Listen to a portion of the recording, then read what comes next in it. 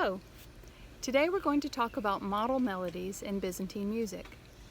Have you ever been in church and you heard a hymn that sounded familiar to you, but the words were ones you hadn't heard before?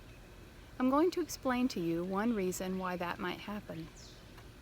Byzantine music has many model melodies on which other hymns are based. We have an example of this coming up this Sunday during liturgy. This Sunday we'll celebrate Saint Paisios, a relatively new saint in the Orthodox Church. Here's his Apollytikon. Once the fire of love for the Lord was lit in you. Through ascetical rigor you gave yourself to God. O God-bearing Saint Paisios, for many you became. Consolation-giving counsel with God-inspired words, and by your prayers working wonders. And now devout when you intercede for the whole world unceasingly. Does that sound familiar to you? Well, it's modeled after one of our 8 resurrectional apollytikia, Ton Sinatharchon Logon.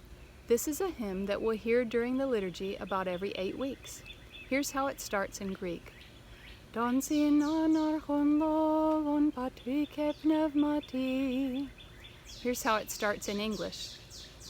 Let us worship the Word who is unoriginate. Now here's the beginning of St. Paisios' hymn again. Once the fire of love for the Lord was lit in you. So what's going on? This happens very often in Byzantine music. The model hymn, Ton Sinatharchon Logon, is called an Automelon. The plural of that word is Automela. A hymn that is written to a model melody is called a prosomion, and the plural is prosomia. The name of an Automelon is just its first line, so in a service book, a chanter might see the text of a hymn that he doesn't know how to sing, but at the top it'll have the first line of the Automelon. For example, this hymn of St. Paisios in English would say at the top, "Let us worship the Word," and the chanter would know what melody to sing it to. Now here's a big challenge that Byzantine music has faced in English. A hymn that is written in Greek and sung to a particular melody needs to be translated into English in a way that it can be sung to the same melody. This is no easy task. The translated words have different numbers of syllables with stress in different places, and it's just not the same. If we take a hymn text and just translate it without thinking about that, it's almost never going to fit.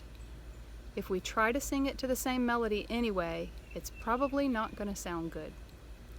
For a long time, some people thought it just couldn't be done.